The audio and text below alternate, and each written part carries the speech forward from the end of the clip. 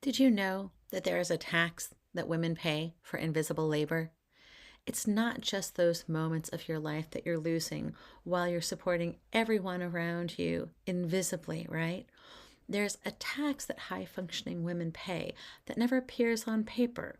No accountant tracks it, no employer reimburses it, no family meeting ever acknowledges it. And yet the bill arrives in terms of fatigue, resentment, low frustration tolerance, mysterious exhaustion, hormone chaos, and emotional numbness, reduced creativity, reduced connection, strained intimacy, brain fog, decision fatigue, and the fantasy of disappearing for a week and just not taking your phone with you. The tax is on invisible labor. So, invisible labor isn't just doing tasks, it's remembering everything, anticipating, monitoring emotional weather, buffering all the family politics and dynamics, planning logistics. And oftentimes, if you work in the office place, you'll notice women being assigned these tasks as well, as if they were unpaid labor that just belongs to us. Research on chronic stress, cognitive load, and allostatic burden tells a clear story, though. Chronic adaptive load changes physiology. Executive functioning narrows. Emotional regulation becomes harder. Sleep definitely suffers. Immune resilience drops, and the incidence of heart attack and other disease increases exponentially in the second half of our lives. Our hormonal systems destabilize, and decision making becomes more rigid. Recovery slows. We don't bounce back as quickly as we once did. I always keep my notes with me so that I don't wander too far off of the program.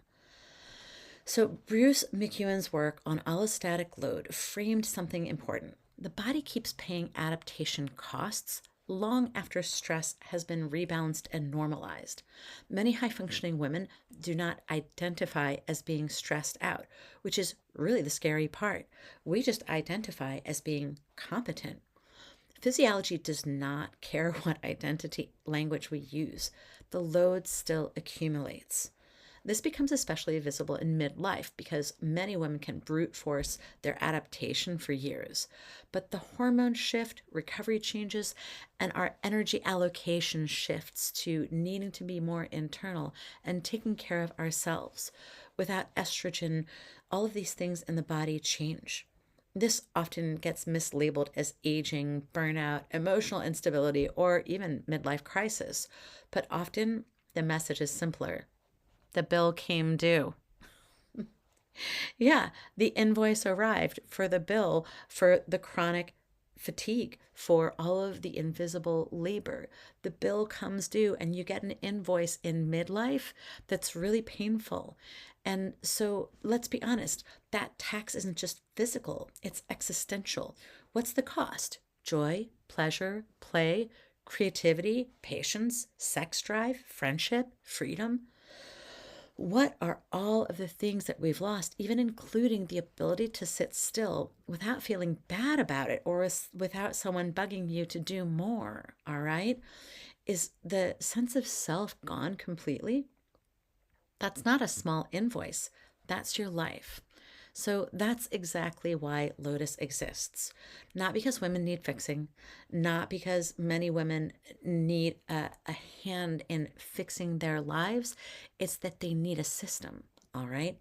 We need to interrupt this pattern of constantly spinning on figuring out what's next, taking care of everyone, making sure things don't fall apart.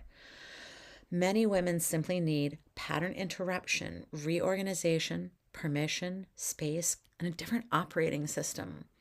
Lotus helps women identify the invisible energy leaks, regulate overloaded physiology, interrupt chronic overfunctioning, restore clarity, and make cleaner, easier decisions. Stop confusing exhaustion with identity. Because remember, this identity architecture that we put on for so many years as executives, as business owners, as healers, as mothers, as wives, partners, we put on this architecture and we start believing that that's who we are. but it becomes more like a cage for a lot of people when we're coming into our midlife, because all of that is putting your roots down. Like a lotus blossom has to put the roots down for the first half of its life. The second half of life is blossoming. But if you don't have a map, and if you don't interrupt the burrowing in the mud and the chaos, you may never actually rise up and find the force of what you were meant to be in this life. And we can't afford the loss of human capital that we're experiencing right now with the burnout, the anxiety, the fatigue, and all of the invisible labor that's sucking us dry. Okay. I don't want to sound over dramatic, but as a mother who struggled alone to raise her children, got left holding everything, and then blamed for everything that went wrong, I know personally how it feels to have to go through that process of extricating oneself from these terrible patterns and behaviors that keep us trapped. And it was all out of goodwill. It was all out of love. It was all out of emotional EQ, right? That we did these things. But at a certain point, the invoice arrives and the tab is too high to pay. So I want to help you to restructure and reorganize the way that you're doing things. And the way we do this is in a 2-day format. There are 4 steps, as always, 4 keys to unlocking the force, to unlocking that cage that you've built for yourself where you're performing beautifully, but you're performing. All right? It's time to pull it back in.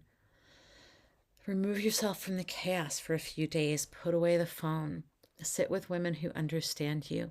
Sit with a leader who understands the neurology of how all of this works, because it's not obvious.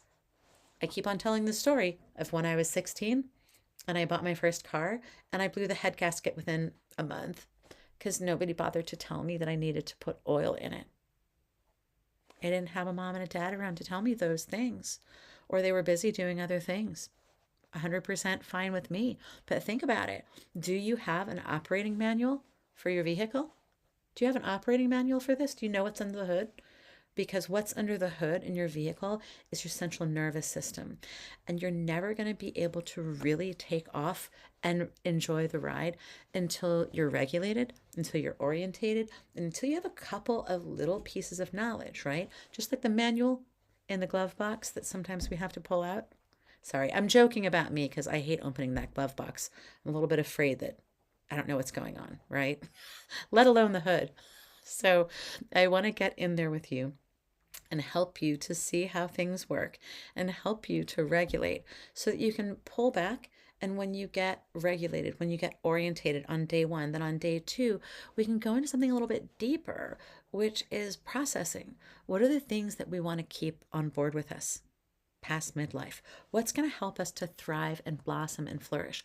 What's going to make us more of what we're really meant to be here, not just serving everyone else's needs, okay? Because even if you're getting a paycheck for it, which most of us don't, you are still bearing an invisible load, and the invoice is coming through exhaustion, fatigue, and all of these other things. If you are not experiencing it already, you've probably been sent a few invoices by now, Sheila. Anyhow, let's talk about what's next. At the end of the video, I want to invite you to join me. There's a link for my calendar so you can book a call with me. There is also a link to the Lotus Retreat on the website on Delaware Life's Beach Counseling. So you can check out the retreat, learn a little bit more about it, or you can book a call with me and we can see how we can work together. You know what? We can even just chat and say hi. I'm not very salesy because I know that this package I have is literally gold. It can save you a lot of trouble, can save you a lot of time and energy, and it can make it so that in the second half of your life, you blossom and thrive. Bye for now.